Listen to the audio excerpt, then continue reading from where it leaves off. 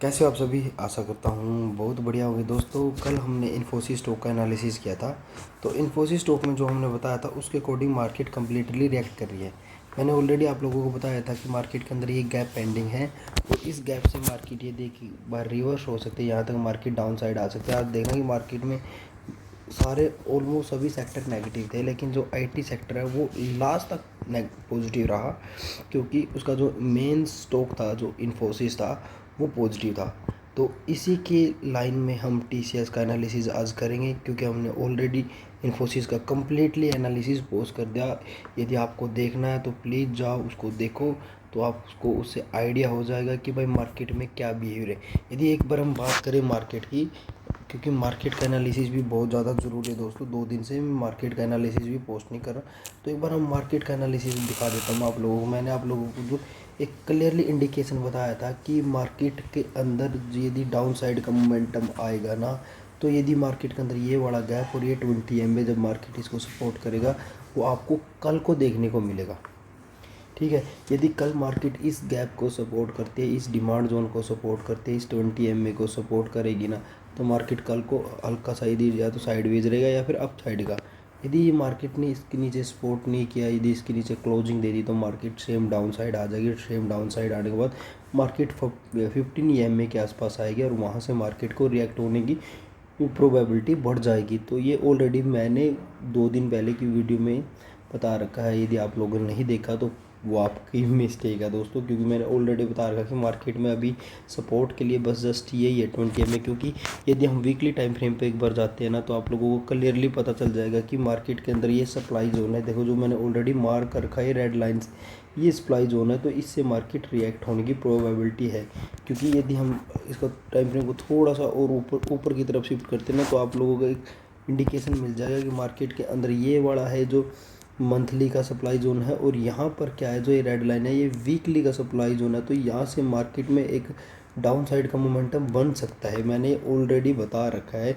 यदि मार्केट के अंदर एक पॉजिटिव मोमेंटम है, ये जो मैंने ये मार्किंग करके है कम्प्लीटली सब कुछ बोल रखा है। तो एक बार जाओ भाई उसको देखो, क्योंकि वो एनालिसिस देखोगे ना तो आपको कम्प्लीटली आइडिया मिल जाएगा। ठीक है, अब बात करते हैं हम अपना सेम स्टॉक की, टीसीएस की बात करते हैं। हालांकि अपने पास टीसीएस के अलावा बहुत सारे आईटी के स्टॉक है, तो आप लोग देख सकते हो। जैसे हमने कल इन्फोसिस का एनालिसिस किया था, उसके बाद टीसीएस है अपने टारगेट में, उसके बाद विप्रो भी है, टेक महिंद्रा भी है, या फिर एचसीएल टेक है।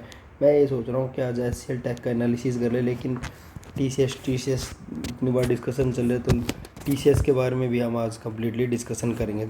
तो जैसा कि दोस्तों आप लोग स्क्रीन पे देख सकते हैं, मार्किंग को मैं एक बार डिलीट कर देता हूँ और उसके बाद मैं आप लोगों को दोबारा बताना चाहता हूँ कि भाई हाँ मार्केट के अंदर क्या चला है। तो सबसे पहले एक बार हम 3 मंथ के टाइम फ्रेम पे चलते हैं। 3 मंथ के टाइम फ्रेम पे आप लोग देखोगे कि मार्केट ने जो ये जो जोन था ना, ये बड़ा जोन, इस जोन को भी ब्रेक किया और मार्केट सेम इसके वीक से चली। आई होप आप समझ गए होंगे कि मार्केट इसके वीक से चली। तो यहाँ पर देखोगे ना, यहाँ पर भी एक सप्लाई जोन था 3 मंथ के टाइम फ्रेम पे। तो मार्केट ने क्या किया कि इस सप्लाई जोन को भी ब्रेक किया, लेकिन बाद में जिस सप्लाई जोन ने जो यहाँ पर जो डिमांड जोन बना था, उस मार्केट ने इस डिमांड जोन को भी ब्रेक कर दिया, क्योंकि ये ऑलमोस्ट इसके पास था। यहाँ पर जो वीक्स थी वो भी काम की नहीं थी। तो आप यहाँ पर कंप्लीटली देखोगे ना, ये पूरे के पूरे यहाँ से लेके इस कैंडल से लेकर आप लोग यहाँ तक देखोगे ना, यहाँ तक, तो आप में सारी में विक्स ही दिखेगी। 3 मंथ्स के टाइम फ्रेम में जो क्वार्टरली का टाइम फ्रेम है विक्स है। तो क्या कहना है, मतलब मार्केट के अंदर जो वॉलेटिलिटी है ना, वो बहुत ज़्यादा अप डाउन हुई है।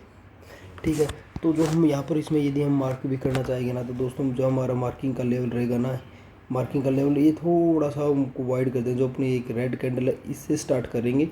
एक बार मैं आपको पेन से भी मार्क करके दिखा दूंगा कि हमारा, और ये मार्किंग लेवल रहेगा। एक बार मैं इसको ग्रीन कर देता हूँ। और जो मेरा रेड लाइन का फोकस था वो ये वाली रेड लाइन थी दोस्तों, कि इस रेड लाइन को बेस मान के और ये कैंडल और ये सारी कैंडल का अवॉइड मार के, तो बस जस्ट हमें बेस को पकड़ना था कि भाई मार्केट का ओरिजिन कहाँ था। हालांकि ओरिजिन मार्केट का इस रीजन का ये है, और यदि हम इस रीजन का ओरिजिन फाइंड आउट करना है तो ओरिजिन ये है दोस्तों। यदि मैं आप लोगों को क्लियरली मार्क करके बताऊँ ना, जो इस रीजन को यदि ओरिजिन है ना, तो दोस्तों ये बड़ा ओरिजिन है। ठीक है, तो इसका यदि कंप्लीट रीजन जानना, तो इसका कंप्लीटली रीजन दोस्तों ये है। ठीक है, जहाँ से मार्केट कंप्लीटली यहाँ तक आई और मार्केट ने टच करके फिर देख लो कितनी अच्छी मोमेंटम दी। तो यहीं से हम अब मंथली के टाइम फ्रेम पे चलते हैं। मंथली के टाइम फ्रेम में थोड़ा सा आपको थोड़ा सा व्यू और क्लियर हो जाएगा।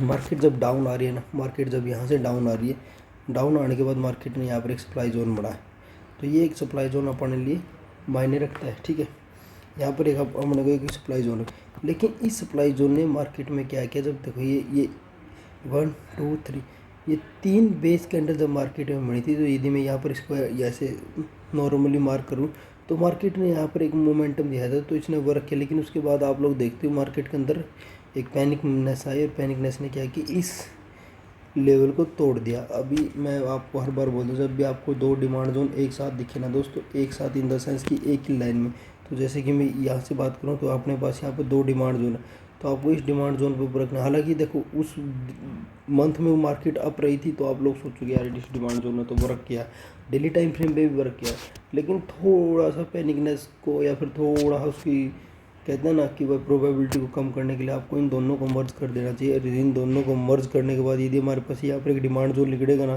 तो वो डिमांड जोन यहाँ पर इसको आइडेंटिफाई नहीं करा, क्योंकि कोई भी कैंडल इतनी खास नहीं है जो मंथली टाइम फ्रेम पे। यदि आप इसको ये वाला डिमांड जोन कंसीडर करोगे, ये वाला डिमांड जोन, ये यहाँ पर क्या है कि कम्प्लीटली कोई भी खास कैंडल नहीं है। देख लो आप यहाँ से देखो, कम्प्लीटली विक्स टाइप ही है, तो इसलिए हम मंथली टाइम फ्रेम पे कोई ट्रेड प्लान नहीं कर सकते।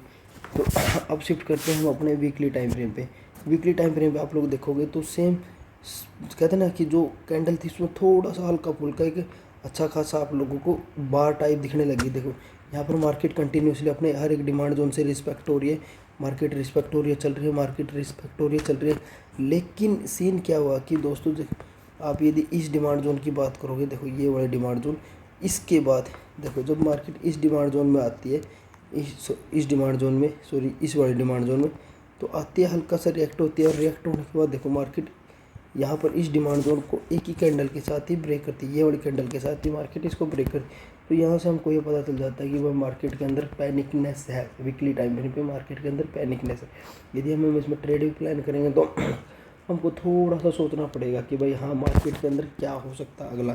तो अभी यदि मैंने आप लोगों को कॉल भी दी 3400 के आसपास, 3440 के आसपास की पुट को शॉर्ट करने के लिए बोला, देखो यहाँ पर मार्केट नेगेटिव है, तो मैंने देखो यहाँ पर ये यहीं कहीं बोला होगा शायद, या यहीं कहीं बोला होगा कि मार्केट 3440 की पुट को शॉर्ट कर दो कि मार्केट जब हल्की से डाउन हो, क्योंकि मार्केट क्या कर रही है अभी हल्के हल्के demand zone, sorry supply zone को टेस्ट करती हुई डाउन साइड आ रही है। और डाउन साइड के साथ साथ क्या है कि जो अपना ट्रेंड है, ट्रेंड को भी साइडवेज करी। जैसे अभी यहाँ पर बात करें तो ट्रेंड की, trend completely weekly time frame पर डाउन साइड का ही, ठीक है। तो इस डाउन साइड के ट्रेंड को पॉजिटिव बढ़ाने के लिए क्या करेगा मार्केट को, बस इस सप्लाई जोन के ऊपर हल्की सी एक मोमेंटम चाहिए। और वही मोमेंटम मेरे हिसाब से जो यहाँ पर जो डिमांड जोन बने हुए ना, जो मतलब ना के बराबर है, लेकिन ये डिमांड जोन इसको कंसिडर करें क्योंकि यहाँ पर 3 मंथ का टाइम फ्रेम है।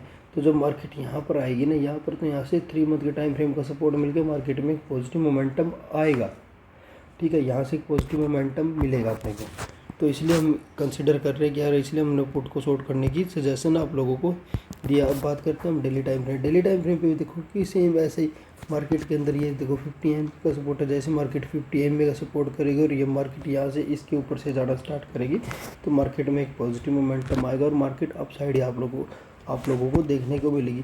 तो रही बात कर रहे हैं हम अपने आगे की जोन की, सप्लाई जोन की, डेली टाइम फ्रेम पे, तो डेली टाइम फ्रेम पे कोई भी हल्का फुल्का सप्लाई जोन मिल रहा है जो ऑलरेडी मार्केट के अकॉर्डिंग रिएक्ट होता हुआ दिख रहा है अपने को। तो कल को यदि मार्केट में पॉजिटिव मोमेंटम रहा या मार्केट थोड़ी बहुत ही साइड रही, तो आने वाले 2 से 3 दिन में आप लोगों को मार्केट बहुत अच्छी ग्रीन देखने को मिलेगी भाई। जिस भाई ने यहाँ तक वीडियो देखी होगी तो उसको बहुत बहुत धन्यवाद। कुछ नॉलेजेबल मिला तो प्लीज़ कमेंट में अपना बताना। थैंक यू, मिलते हैं नेक्स्ट वीडियो में, तब तक के लिए बाय बाय, टेक केयर।